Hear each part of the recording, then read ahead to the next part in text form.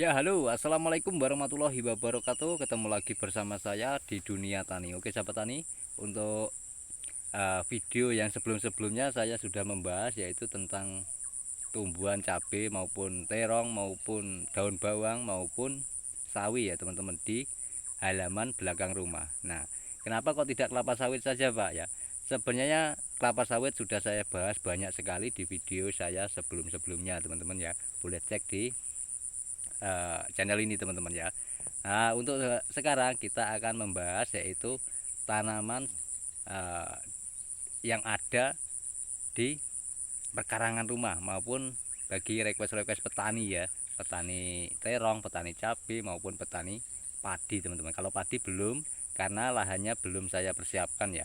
Oke, teman-teman, saksikan saja video kali ini dan nanti akan saya bahas lagi tentang video hortikura ya, teman-teman ya, yaitu tanaman-tanaman di belakang rumah yang saya kembangkan sendiri untuk bibit saya sendiri ya. Oke, sekaligus menjawab keluhan-keluhan para petani yang selama ini menghadapi masalah di lahannya. Oke, saksikan videonya, jangan sampai nanti gagal paham. Biasanya kalau nontonnya tidak full durasi pasti akan gagal paham, teman-teman ya. Oke, saksikan videonya langsung saja.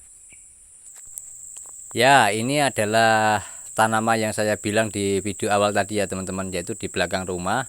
Jadi tidak kelapa sawit saja, dan ini adalah tumbuhan penyubur tanah, teman-teman. Ya, yang sering dilupakan petani-petani kita. Tempo dulu menggunakan ini untuk nenek moyang kita itu, teman-teman ya. Oke, di sini saya akan memperjelas yaitu tentang trip pada jamur ya, teman-teman. Ya, trip pada tanaman cabai ya. Tanaman cabai itu tripnya seperti apa? Ya, tripnya itu biasanya berwarna coklat. Kalau di kelapa sawit ya, itu warnanya coklat juga, tapi di daunnya, teman-teman, itu biasa disebut ganggangnya. Itu tidak masalah kalau di perkebunan kelapa sawit. Tapi kalau di cabai itu namanya trip, teman-teman ya. Nah, trip ini yang diserang seperti di video saya sebelumnya sudah saya jelaskan, teman-teman. Yaitu yang diserang adalah pucuk tanaman cabai ya, pucuknya. Agar apa? Pertumbuhan cabai itu terhambat dan mati. Itu ya tujuannya trip. Nah, cara untuk pengendaliannya seperti apa sudah saya jelaskan di video saya kemarin. Nanti akan saya kasihkan di link pojok kanan atas, teman-teman. Nah, ini yang sudah saya kondisikan kemarin waktu penyemprotan itu ya, teman-teman ya. Hama plus tripnya itu sudah seperti ini, hijau. Nah, bisa dilihat hijau dan sembuh ya, total. Tidak ada lagi trip-trip yang mau mendekat, teman-teman. Tuh. Nah, untuk hamanya sudah hilang, tidak ada kutu kebul maupun kutu-kutuan pada di bawah daunnya cabai ini, teman-teman. Jadi pertumbuhannya akan normal. Itu ya, teman-teman ya. Oke. Nah, ini nanti tanaman orok-orok ini sudah berumur sekitar 2 minggu ya, teman-teman. 2 minggu lebih. Sudah menunjukkan daunnya bertambah lagi. Yang awalnya 4 sekarang sudah menjadi 5 atau 6. Nah, ini tanaman cabai saya yang notabene terkena trip itu, teman-teman. Sudah saya kondisikan ya.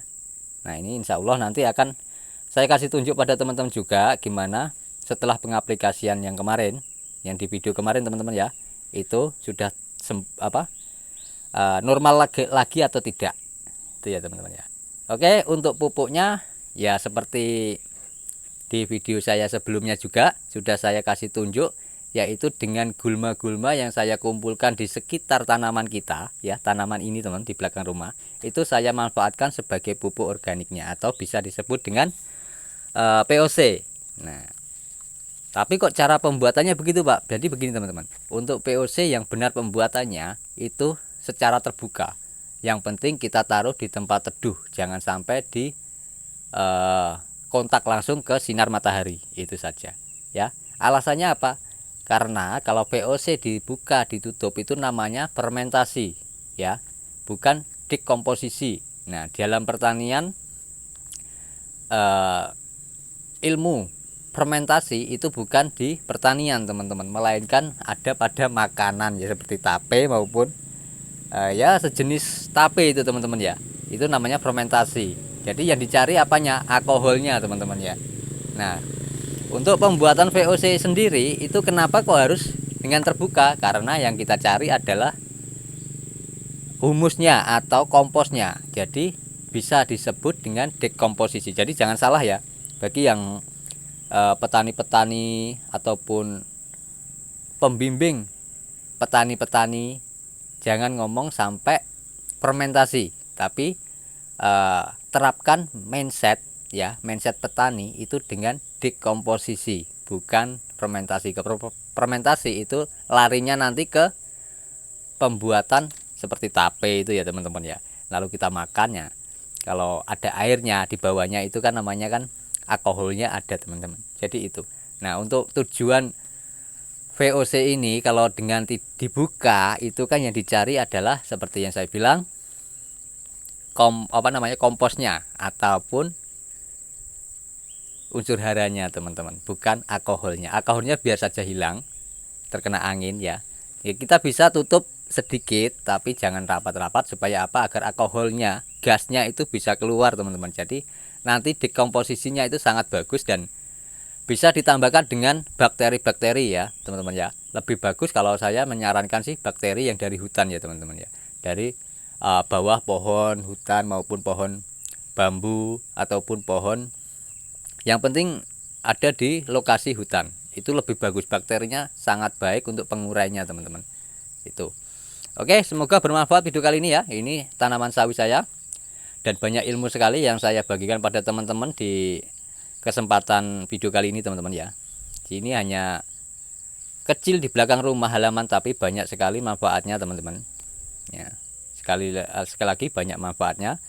Kita tidak beli sayur, kita bisa panen sendiri di belakang rumah seperti sawi ini teman-teman.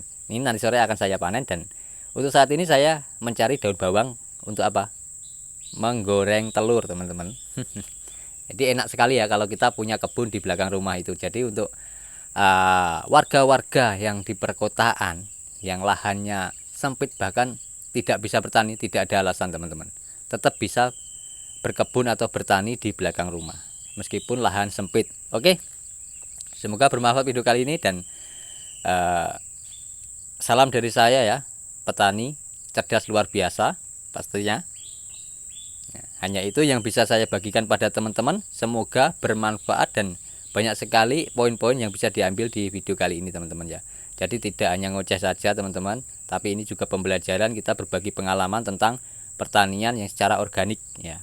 Ada kok pertanian secara organik full 100% itu ada teman-teman ya.